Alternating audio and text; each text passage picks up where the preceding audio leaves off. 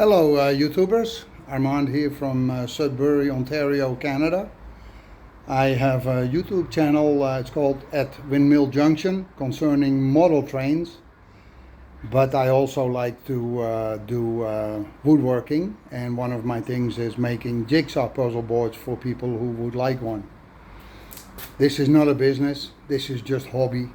Like I said, I like woodworking, and it's easier to have a jig table to make the jigsaw puzzle boards.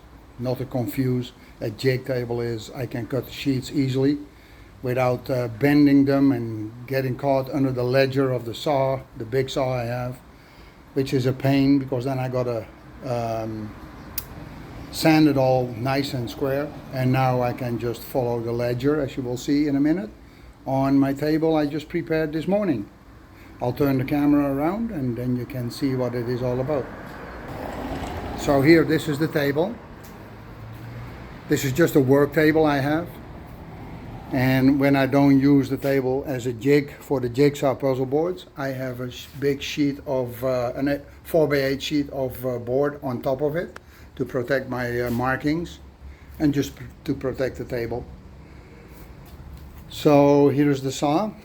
It is just a circular saw.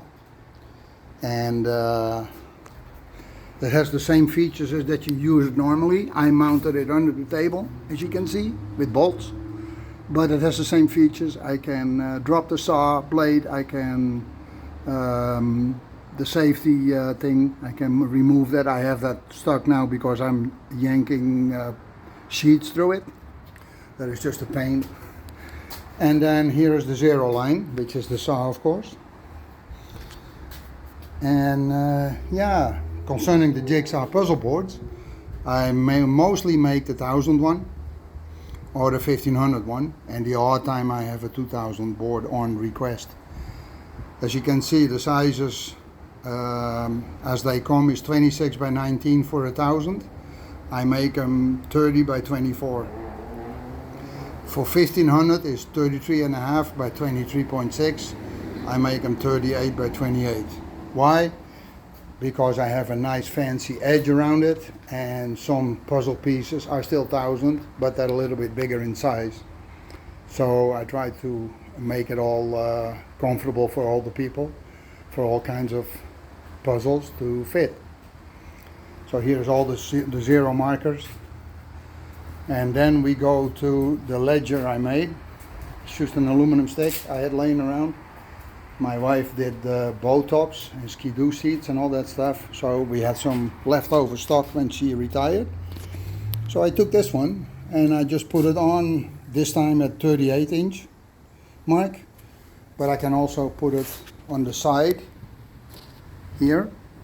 I drill it like here for the 42, because from the edge of the table to my saw blade, as you can see there, that will be 42 inch.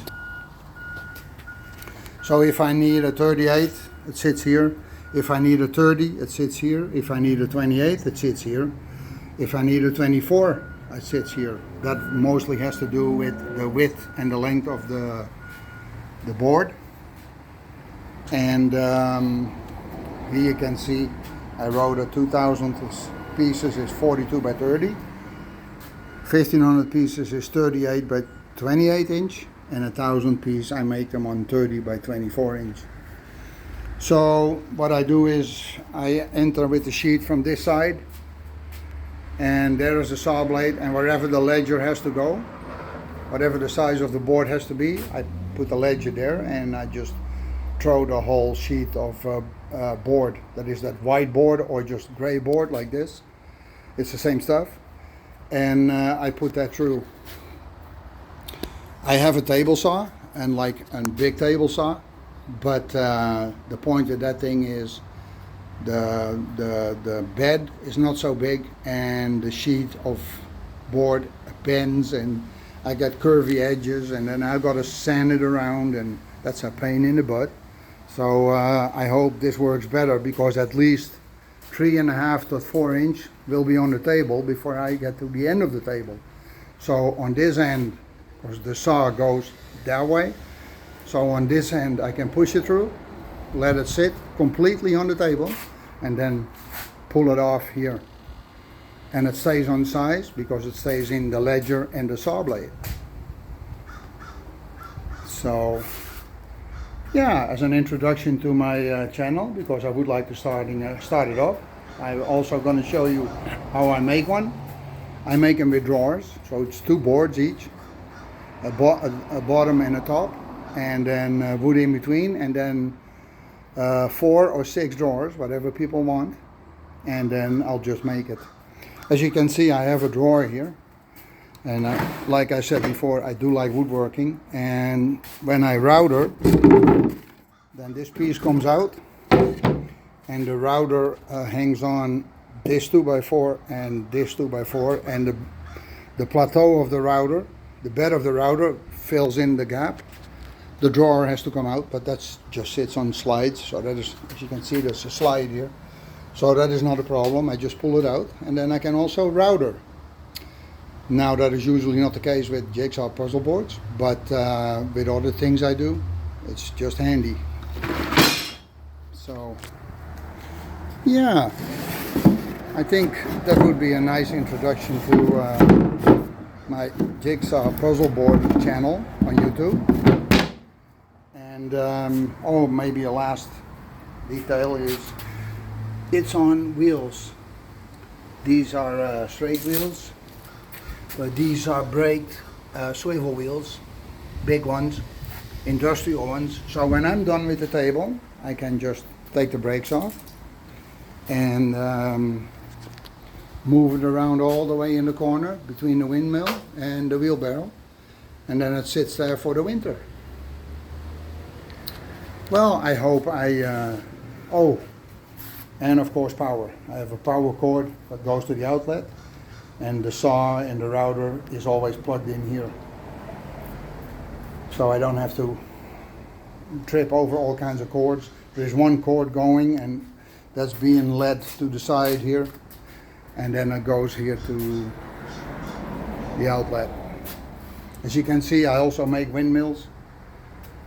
In the end, I am Dutch born, and since 2000 in Canada, so I make all kinds of stuff. This is the train, the outside train.